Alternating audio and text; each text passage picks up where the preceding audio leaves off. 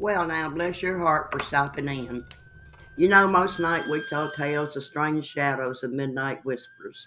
But tonight's story is one of true grit, of hardship, fate, and one red-eyed warning deep in the dark.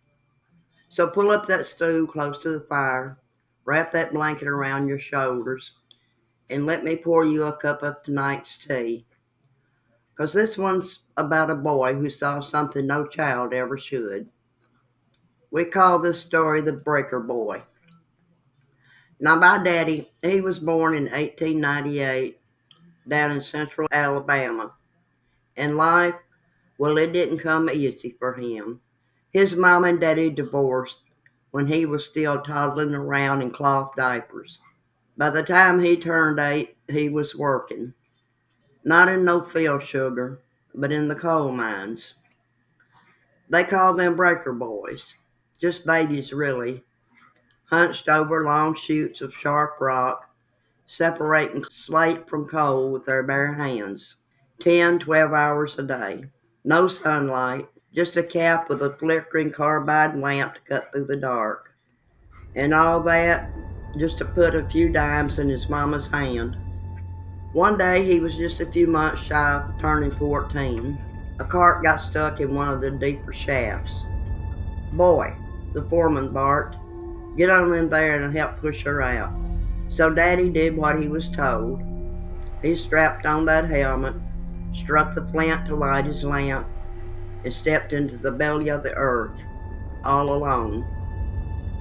He walked careful, following the rails, one foot in front of the other, the walls of that mine breathing slow around him.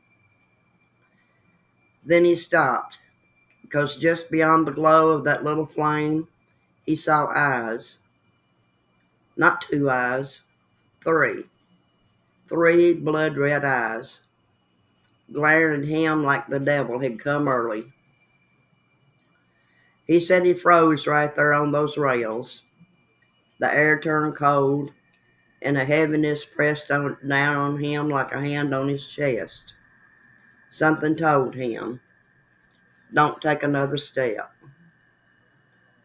He backed away, one slow step, then another, until he could see daylight peeking from behind him. And the second he stepped out of that mine, boom, the tunnel collapsed. Every soul that was down there, boys and men alike, were gone. Daddy said that red-eyed thing saved his life. He told his mama.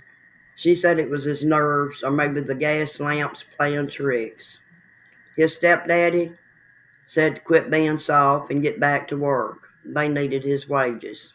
But Daddy wouldn't do it. Wouldn't set foot in another mine ever again. He said ain't no coal worth dying for, and ain't no money worth losing your soul. So he ran, left home with nothing but the clothes on his back. He rode the rails, slept in depots, made friends with hobos and drifters, a boy living like a ghost for 2 long years. By the time he turned 16, he looked like a grown man. And that's when he walked into the recruiting office, told them he was 18, and joined the United States Army. Daddy never talked much about war, but he always said the coal mines were worse.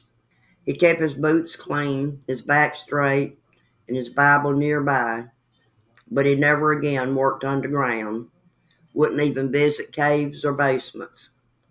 He said there's things in the deep that ain't meant to be disturbed, and sometimes they give you a warning if you listen close enough. You see, not all monsters come to hurt you. Some just show up to tell you it's time to walk away. Daddy lived to a ripe old age, raised a family, worked hard, and never forgot those 3 red eyes in that mine. So if you ever find yourself in the dark and something tells you to turn around, you best listen. It might just be your guardian with a growl. Well, that's all for tonight, sugar. Granny B'll be back next week with another story to rattle your bones and maybe warm your heart. Till then, keep your light burning and don't go chasing shadows in the mines.